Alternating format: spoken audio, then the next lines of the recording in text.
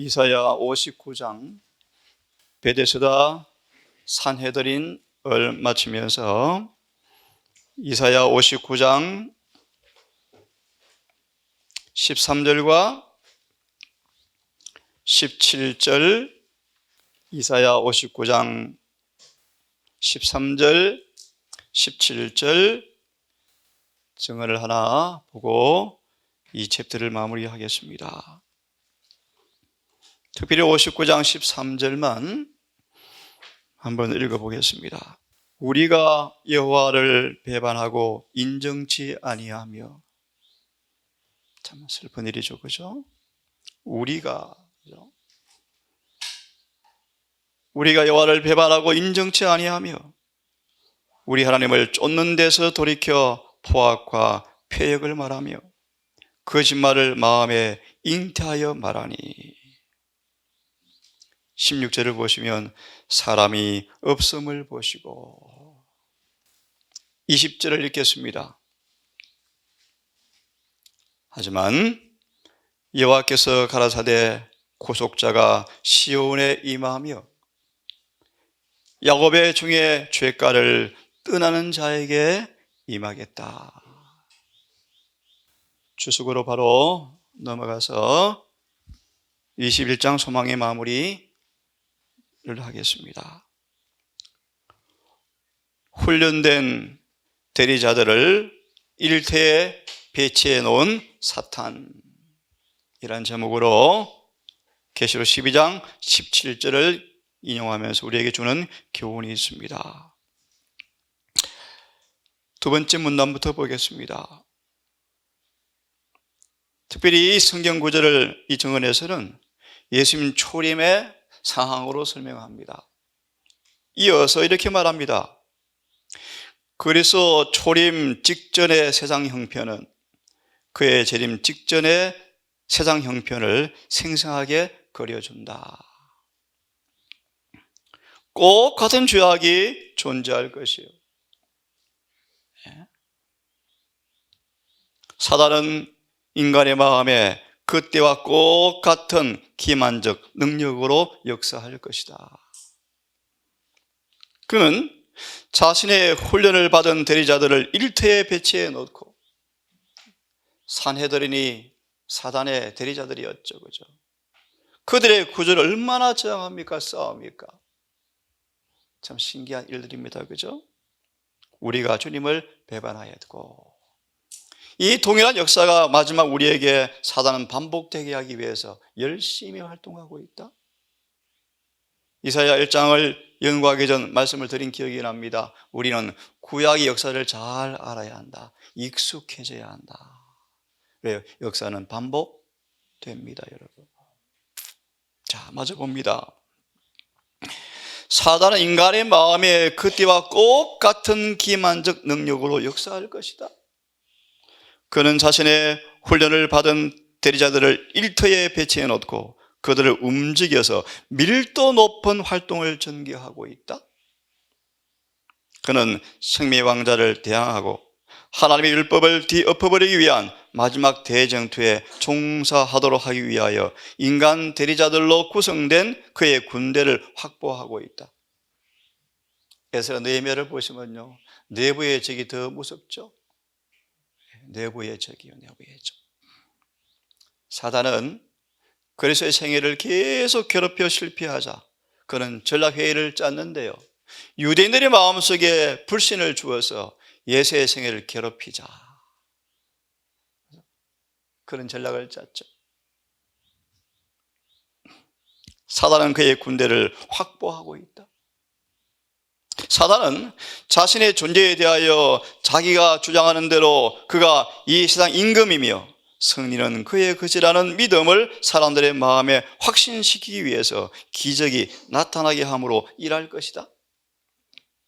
그는 그의 군대의 힘을 돌이켜 하나님께 충성하는 사람들을 대항하게 할 것이다. 그는 고통과 고난과 인간적인 고뇌에 시달리게 할 수는 있겠지만 영혼을 더럽힐 수는 없을 것이다. 우리가 당할 경험을 미리 보여주는 것입니다. 사탄이 그리스도에게 행한 것과 같이 하나님의 백성들에게 고통을 줄 수는 있겠지만 그들 중 지극히 작은 자 하나라도 멸망시킬 수가 없다. 아멘. 이 마지막 시대에 하나님의 백성들은 가장 치열한 투쟁 속으로 들어갈 것을 예상하고 있어야 한다. 왜냐하면 예언의 말씀이 다음과 같이 말하고 있기 때문이다. 왜 사단이 그렇게도 유대인들을 정오했습니까? 하나님에 관한 지식을 가졌기 때문입니다. 그죠? 구원의 기별을 가졌기 때문이었습니다. 율법을 가졌기 때문이었습니다. 그래서 그들을 그렇게 정오해서 예수의 초림을 방해했죠. 우리에게 동일한 사단의 정오가 있다고 성경은 말합니다. 용이 여자에게 분노하여 돌아가서 그 여자의 남은 자손 곧 우리요 하나님의 계명들을 지키며 예수의 증거를 가진 자들로 더불어 싸우려고 나가서 지금 열심히 일하고 있더라. 계시록 13장으로 연결되어지죠. 보름간 오랫동안 예언한 대로 13장 예언이 우리 앞에 펼쳐질 것입니다. 사단의 걸작품, 하나님을 사랑하고 계명을 지키는 사람들은 사탄의 모임에 가장 불쾌한 사람들이며, 특별히 버가모 서마라 보시면 교회 안에 사단의 회가 있죠. 사단의 대리자들이 많죠. 교회 안에. 그들을 통해서 마귀의 불쾌를 느끼게 된다고 말하는데요, 악의 권세자들은 그들을 향하여 가능한 최고의 정오심을 나타내 보일 것이다. 요한은 남은 교회와 악의 권세자들 사이에 있을 투쟁을 바라보면서 12장 17절을 인용합니다.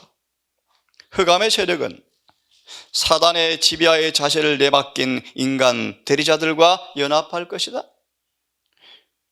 그리스도께서 재판받으시고 거절을 당하시고 십자가에 못 박히실 때 있었던 것과 똑같은 장면이 재현될 것이다. 인간은 사단의 가마에 굴복함으로써 악마로 바뀔 것이다. 하나님의 형상대로 창조함 받은 사람들, 창조주의 명예와 영광을 위하여 지음을 받은 사람들이 용들의 거처가 될 것이다. 그리고 사단은 배도한 인류에게 그가 만들어낸 악의 걸작품, 곧 그가 자신의 형상을 반사하는 인간들을 보게 될 것이다. 참 슬픈 일입니다. 그죠? 자, 이제 오늘부터는 소망 22장 요한의 투옥과 죽음을 함께 묵상하겠습니다. 마태복음 11장 성경 구절을 우선 몇 구절을 보겠습니다. 소망 22장 요한의 투옥과 죽음장인데요, 마태 11장 1절과 14절이 본문의 말씀입니다. 뺐으면 마태 11장 1절과 14절 펴셨죠? 한 몇 구절만 좀 보겠습니다. 폈습니까? 8절을 제가 읽겠습니다. 그러면 너희가 무엇을 보려고 나갔더냐? 부드러운 옷 입은 사람들을 보러 갔느냐? 부드러운 옷 입은 사람들은 왕궁에 많다. 그죠? 그러면 너희가 어찌 나갔느냐? 선지자를 보려 갔느냐? 맞다, 옳다. 내가 이제 말하노니 침례 요한은 바로 선지자보다 큰 자다, 나은 자다 라고 요한을 평가합니다. 그러면서 이렇게 말합니다. 11절, 내가 진실로 진실로 이르노니 여자가 낳은 자 중에 침례 요한보다 큰 이가 일어남이 없도다. 그러나 천국에서는 극히 작은 자보다도 요한보다 크다. 12절, 침례 요한 때부터 지금까지 천국은 침노를 당하노니 침노하는 자는 다 빼앗게 될 것이다. 이러한 본문을 중심으로 이제 이 말씀을 함께 보겠습니다.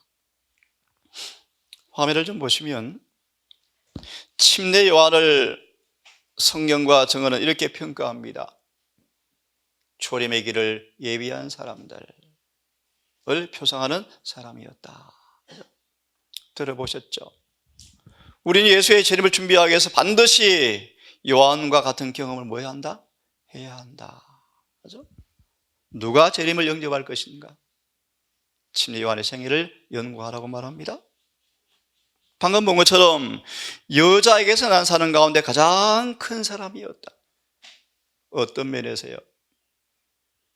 보겠습니다. 요한은 자기 희생의 극치에 도달한 사람이었다. 참 아름다운 이름입니다. 요한은 신랑의 친구였다. 요한은 율법과 복음 시대, 선지자와 그리스도 교회 시대를 연결시키는 연결고리였다. 요한은 이런 사람이었습니다. 결과를 돌아보지 않고 당신의 기회를 충실히 전하는 사람이었다.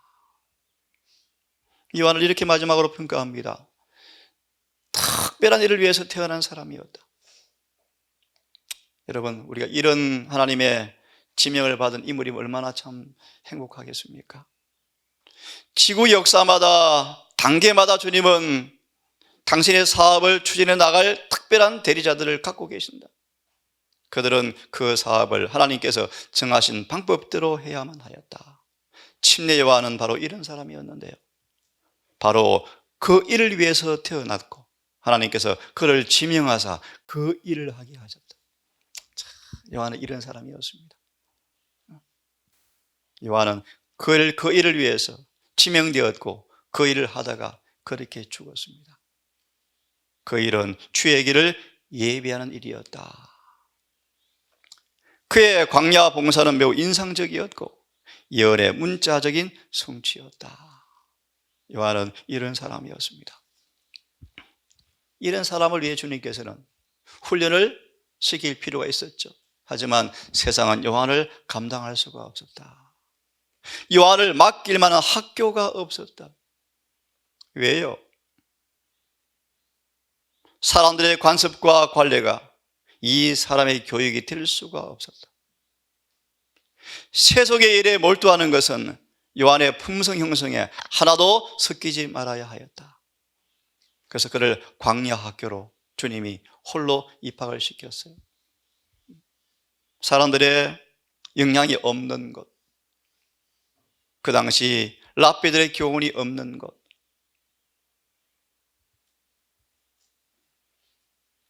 하지만 사단은 알았죠. 외적으로 환경적으로 다 차단시켜 놓았음에도 불구하고 사단은 직접 접근하여서 이 사명을 방해하려고 애를 썼죠.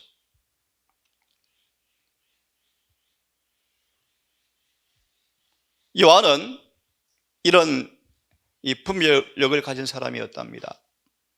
그 당시 사이에 수많은 유혹거리를 바라보면서 나는 그 유혹에 저항할 만큼 강하지 않구나 라고 느꼈다.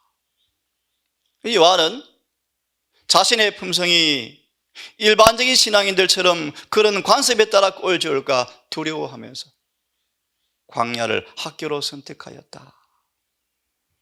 천연계, 구약 성경을 연구하였고 그런 장소에서 요한은 보다 쉽게 자기를 부인할 수가 있었고 시골 생활의 목적 가운데 하나입니다.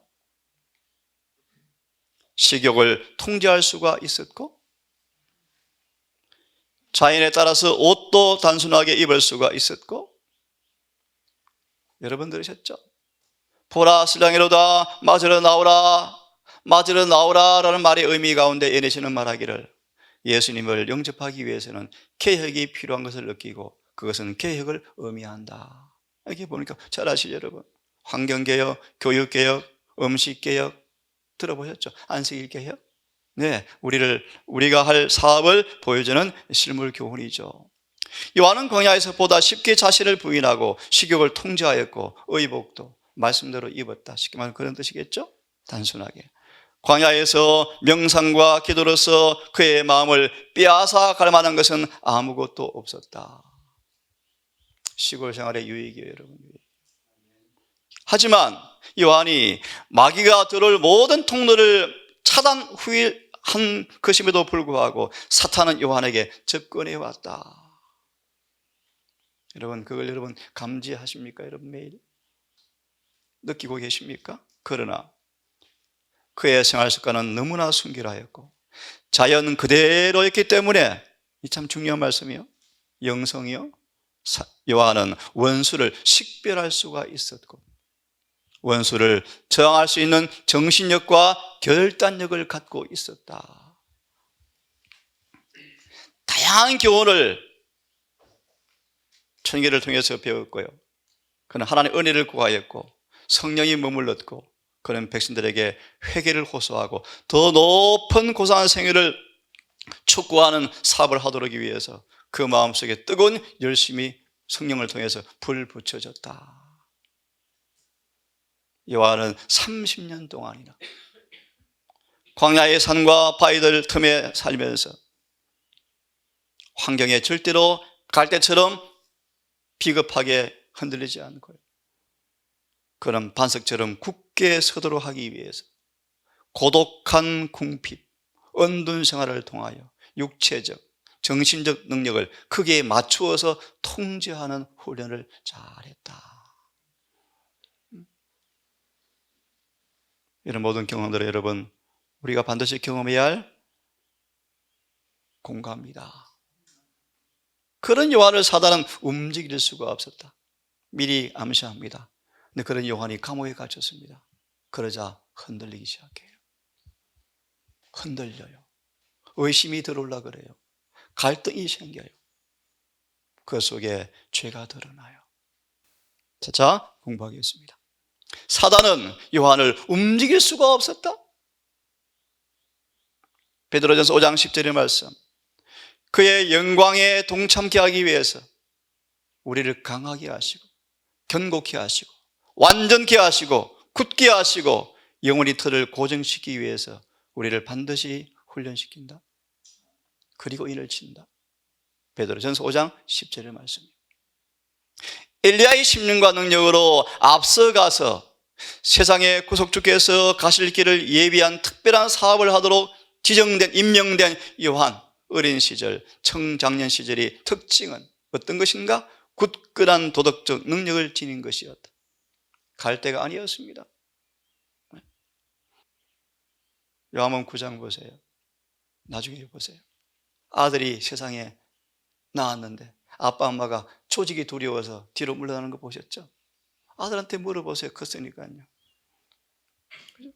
그 당시 추리가 두려워서 소경의 부모가 발 뒤로 빼잖아요. 부모가 됐어.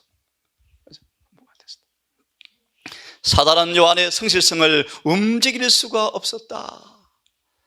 이런 사람을 주님께서 원하신답니다. 이런 사람, 이곳에서 우리가 이런 사람으로 훈련되어지기를 정말 바랍니다. 요한은 낮이면 날마다, 밤이면 밤마다 성령의 지도를 통하여 성경을 연구하였고 그는 그가 생각하고 명상했던 주님 그 영광을 바라보면서 온 마음이 하나님의 영광으로 가득 채워지게 되었고, 그러다가 마침내 요한은 자신을 잊어버렸다. 요한은 예수의 품성의 위엄을 보았을 때 자신이 얼마나 무능하고 무가치함을 알았다. 이게 인침받을 사람들의 품성의 모습이에요. 흠도 좀도 없는 거룩한 품성을 지닌 사람들이지만 이런 겸비함, 자아, 비하, 그죠? 자아는 정말 무가치한 사실을 깨닫고 더 안전할수록 이런 경험이 있다는 사실을 여러분 이해할 때 완전히 무엇인가를 여러분 더 잊지 않게 되기를 바랍니다. 요한은 하나님의 기별을 선포해야 했는데 그러므로 그는 하나님의 능력과 하나님의 의를 힘입어서 일어서야 했다. 하나님을 친히 보게 된 요한은 인간을 무수하지 않고 담대히 하늘의 사자로서 나갈 만발의 준비가 되어 있었다. 다니엘 한번 그림을 그려보세요. 꿈도 꾸지 못하던 위험과 유혹 가운데 아무도 없는데 민족은 망하고 교회는 다 망하고 다 흩어지고 부모는 다 없고 홀로 혈혈단신으로 세상과 공룡에 있는데요, 그분을 믿는 신령과 믿음을 표명만 해도 죽을 수 있는 그런 환경인데 얼마나 많이 기도했겠어요. 그 와중에 절제해서 영성을 안 더럽히려고. 왜요? 나답과 아비후를 보니까 먹는 게 참 중요하거든요. 한 번의 타협까지라도 지각을 흐리게 할 것을 요한 다니엘은 알았거든요. 하나님의 호의를 받은 환관장을 찾아가서 호의를 받은 그가 너무너무 좋아해서 허락해 주다가 가만 허락해 주니까 염려가 오잖아요. 그래서 안 되겠다. 나 죽으면 어떡해? 요한 다니엘이 포기합니까? 또 누구를 찾아가요? 메일자를 찾아가죠. 메일자. 그 형편을 생각해 보세요. 앞으로 우리가 우리 믿음을 고소하기 위해서 그런 일들이 많이 생길 거예요. 홀로 나라와 싸워야 되고요. 법정에 끌려갈 것이고요. 우리 대답해야 될 것이고요. 홀로 무엇이 옳은가를 선택할 때가 멀지 않았습니다. 지금 연습하셔야 돼요. 요한처럼 정말 믿음으로 주님을 친히 보게 된 요한은 사람을 무서워하지 않고 담대히 하늘을 사도로서 나갈 만발의 준비가 되어 있었다. 그가 두려움으로 왕중왕께 경배하였으므로 세상 임금 앞에 두려움 없이 설 수가 있었다. 이런 경험이 필요하겠죠. 요한은 그의 기별을 선포할 때 깊은 논리나 섬세한 이론을 사용하지 아니하고 직선적이었죠. 죄를 죄라고 의를 의라고 단도직입적으로 책망하였죠. 엄숙하고 하지만 희망이 섞인 복음을 선포하였다. 회개하라, 천국이 가까웠느니라. 이 기별이 얼마나 큰 능력이 임했던지요. 백성들은 감동되었고 온 나라는 동요되었고 사람들은 떼를 지어서 광야로 모여들기 시작하였다. 요한의 삶의 모습이요. 무식한 농민, 어부, 로마 군인들, 반역의 기미를 살피다가 그러한 기미가 보이기만 하면 진압하기 위해서 탐정했던 이 관리들까지, 죄로 가득한 세리까지, 유대 최고평의 산해들인 회원까지 모두 다 마술에 걸린 듯 늑설을 잃고 침례 요한의 말을 들었다. 하지만 회개하지 않더라. 그죠? 니고데모도 이런 사람 중이었죠. 그런데 니고데모는 침례 요한의 설교가 별로 효과가 없었다. 삭개오가 이 설교 듣고 회개해버렸죠. 삭개오가 몇 명 되지 않았죠. 모든 사람들, 곧 냉정하고 완고한 바리새인과 사두개인까지라도 조소를 거치고 자신들의 죄에 대한 가책을 받고 돌아갔는데 그렇게 안 살았더라. 그의 포항무도한 헤롯까지 회개하라는 근거를 듣고 떨었지만 회개하지 않았더라. 예수께서 하늘 구름 타고 오실 때가 다 되었습니다. 이때 우리는 이런 일들이 이루어져야 한다. 하나님은 재림의 큰 날에 설 준비시킬 사람들을 부르신다. 이스라엘아, 내 하나님 만나기를 예비하라. 어떻게? 빨리 회개하라. 회개하라. 천국이 가까웠다. 라는 것이 우리의 기별이다. 요한은 생명을 무릅쓰고 왕의 죄를 책망하다가 목이 잘려 죽잖아요. 여러분,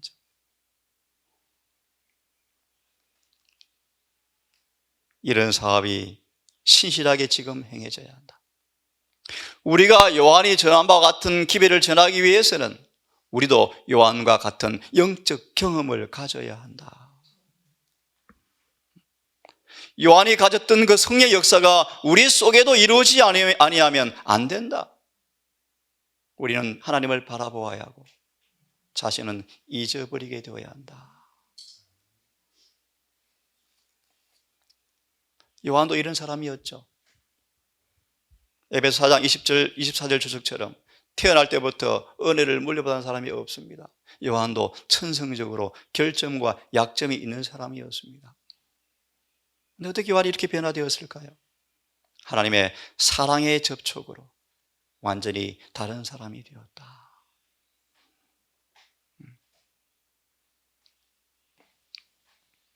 요한의 제자들이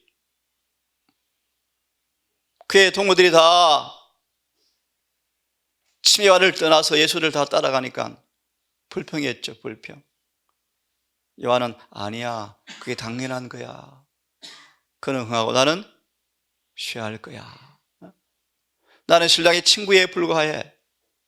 이제 신랑한테 다 가라고 할 때 예니시 나옵니다. 요한의 마음이 엄청 기뻤대요.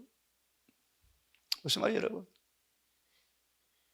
요한을 따랐던 수많은 사람이 다 떠나고 예수께로 다 몰려가고 그 광경을 바라보면서 요한은 너무너무 기뻤대요. 나는 쉬하고 그는 흥하여야 한다. 이게 복음의 목적이에요. 요한은 믿음으로 무아의 경지에 도달하였다. 소망 1장의 말씀, 예수의 초림의 목적이요, 자무아의 희생의 삶을 우리에게 보여주기 위해서 이것이 영생의 조건이에요. 마태 25장, 내가 벗었을 때 입에 주었지 주님 기억이 안 납니다. 언제 그랬습니까? 자아를 잃어버린 사람들이 오른손에 해놓고도 잊어버려요. 무슨 말이에요? 그의 삶에 습관처럼 품새에 꼴지은 사람들이요, 자신의 의의가 드러나지 않는 사람들이요. 맞나요? 그런 말씀이요. 자무아의 경지, 그런 말이에요. 경지. 마태 7장. 그래서 우리가 왜 안 했습니까? 나는 모르겠다. 그죠?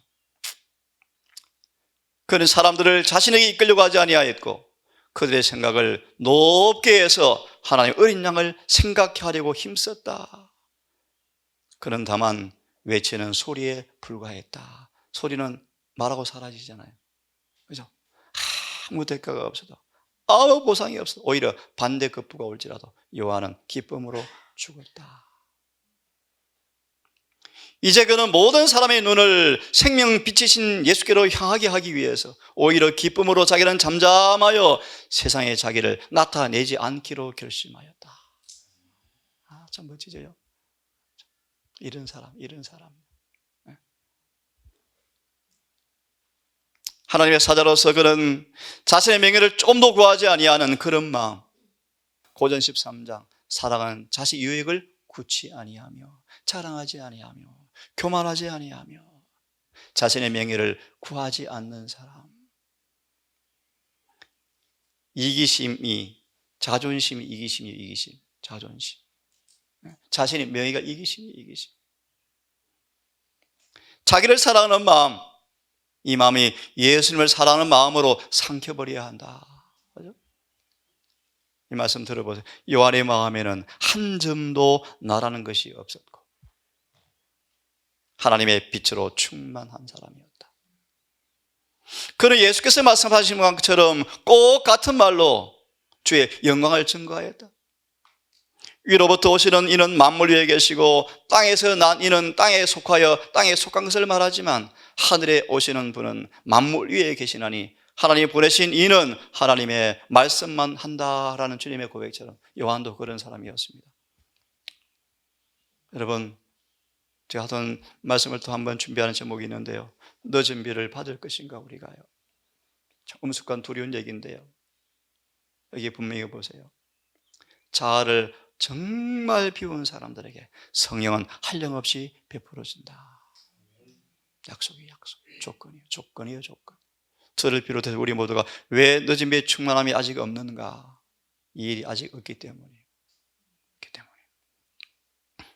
우리 속에서 나를 내쫓을 때 비로소 하늘의 빛이 우리 안에 채워진다. 즐겁게 우리가 그분께 복종할 때 성품이 분별되어지고 믿음으로 예수를 영접할 수가 있다. 기억하십시다.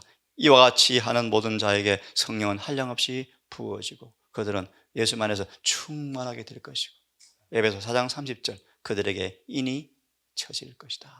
성령 충만. 내 안에 나가 하나도 없는 사람들. 요한은 시골 생활을 어떻게 했는가? 한가하게 놀지 않았다. 그는 사람과 섞여서 교제하고 세상에 되어지는 일들을 흥미있게 관찰하였다. 그래서 요한은 예수님 오실 때가 되었다는 사실을 알았어요. 예언 연구하다가. 연연과다. 요한은 세상을 흥미있게 관찰하였다. 적막한 광야에서 모든 사건들을 주시하고 살았다. 그는 이렇게 성령으로 밝아진 마음으로, 통찰력으로 인간의 성품을 살피고 어떻게 사람들에게 접근해서 기별을 전할 수 있을지를 연구하였고, 이런 무거운 사명이 요한의 어깨 위에 놓였고, 요한은 홀로 명상과 기도로 그 앞에 놓여있는 일생의 인물을 위해서 애써 그의 마음을 준비하였다. 이제 공부할 이 요한을 사단이 죽여버렸어요. 요한을 죽였어요. 하지만 사단은 또 실패했죠. 요한은 정말 믿음으로 아름답게 죽었어요. 그는 구원을 받았어요. 미리 말해 요한은 예수 안에 자신이 감추어졌으므로 사단은 그 육신의 목숨은 거두었지만 영생을 빼앗을 수가 없었다. 이제 같이 함께 2장을 공부해 봅시다. 아버지, 분명한 주님의 뜻, 주님의 교훈, 누가 주님의 재림을 영접할 것인가를 실물 교훈으로 우리 앞에 내세운 침례 요한의 생애를 이 아침 다시 한번 묵상해 보았습니다. 하나님, 말씀이 그러할진데 우리의 삶이 그러한가 면밀히 비판해 보고, 우리의 낮은 경건함, 낮은 신앙의 표준을 바라보고 가슴을 치고 한탄하며 정말 금식하며 회개하며 높은 부르심을 향해서 나아가는 신앙의 부흥과 개혁이 우리 가운데 있게 해 주시옵소서. 아버지, 진리를 사모하여 세속의를 멀리하고 요한처럼 광야를 선택한 이 동산의 식구들, 곳곳의 말씀을 청중하는 주의 귀한 영혼들 기억하셔서 이 한날도 이 교훈을 망각하지 말고 요한처럼 나라는 존재가 주님 영광을 목도하다가 삼킨 바 되어지고 잃어버린 바 되어지고 주님과의 사랑의 접촉을 통하여 변화받는 경험이 오늘도 있게 되기를 소망합니다. 이 일에 아무도 실패하거나 게으르지 않게 하셔서 이 한날도 믿음으로, 기도로 성령 안에서 살아가는 행복한 하루가 되게 주시옵소서. 하루가 마무리되었을 때 오늘도 우리 안에 계셔서 행하시는 주님의 놀라운 역사가 만져지고 경험되어서 하나님께 의로운 제물로 감사하며 제단을 쌓고 한날을 마감할 수 있도록 이 한날도 주님께서 우리 모든 생애를 인도해 주시기를 우리를 사랑하시는 예수님 이름으로 기도드립니다.